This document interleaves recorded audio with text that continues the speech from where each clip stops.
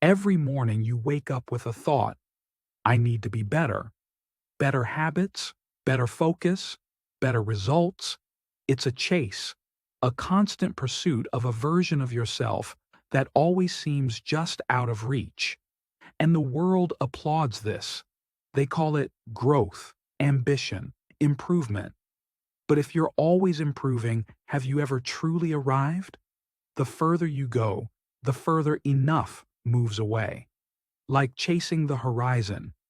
The more you strive, the more it slips away. Here's a quiet truth. Self-improvement often begins with a lie. That who you are right now is not enough. Zen asks a very different question. Why do you run from yourself? You're not a project. You're not a task to be fixed. And maybe, just maybe, peace begins where the chase ends. What if your desire to improve isn't strength, but fear? Fear of being left behind. Fear of not being good enough. Fear of being seen as average. We live in a culture that rewards comparison, where success is a scoreboard and you're always behind. You scroll through feeds of better people, more productive, more enlightened, more everything. So you consume books, podcasts, courses, hoping for a fix, a trick to finally feel whole. But the hunger only grows, because what you're really feeding is not your growth, but your insecurity.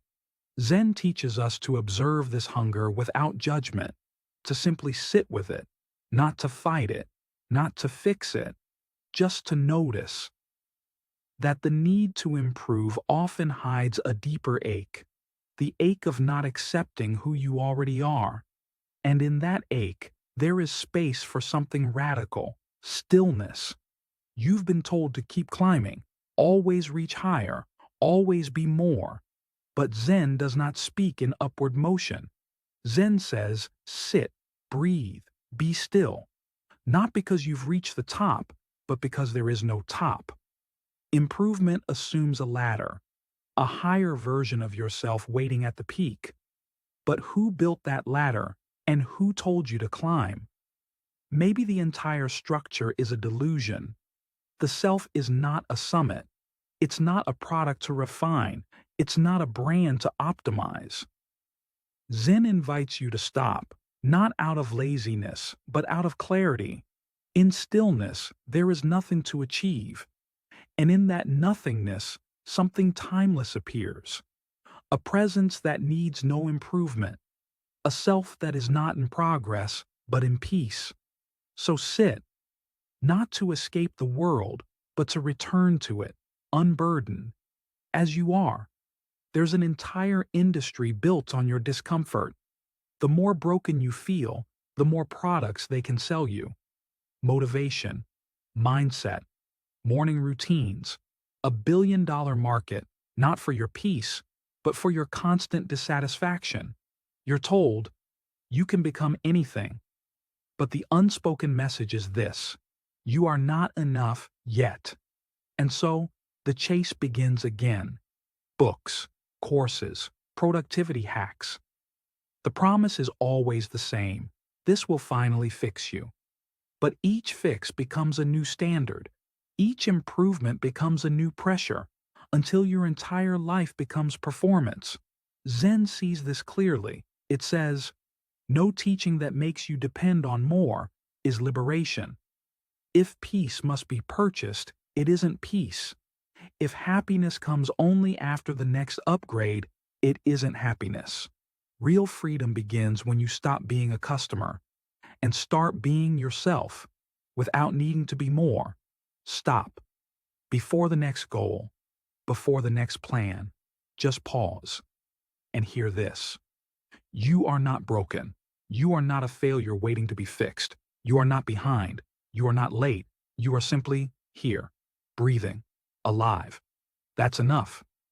The idea that you need fixing is not wisdom. It's a story, a very loud story, told by culture, by commerce, by comparison, but not by truth. Zen doesn't see you as incomplete. It doesn't ask you to improve. It only asks you to see, to look at yourself without judgment, without labels. And in that seeing, something dissolves. The noise, the pressure, the lie. What remains is peace. Not because you've become perfect, but because you've stopped needing to be. What happens when you stop striving? Not give up, but truly stop. Stop chasing. Stop fixing. Stop escaping. What remains? Silence. And in that silence, something ancient awakens. A presence beneath the noise. Not a version of you, but you, as you are. Not as a role, or a title, or a goal, but as awareness, as stillness itself. Zen doesn't promise transformation. It offers something far deeper. Return. Return to the place before striving. Return to what was never lost. You don't need to become better to be worthy of rest. You don't need to achieve peace to deserve it. You're not on your way to stillness. You are stillness, right here, right now.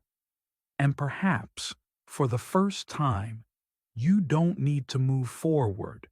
You just need to stop and listen.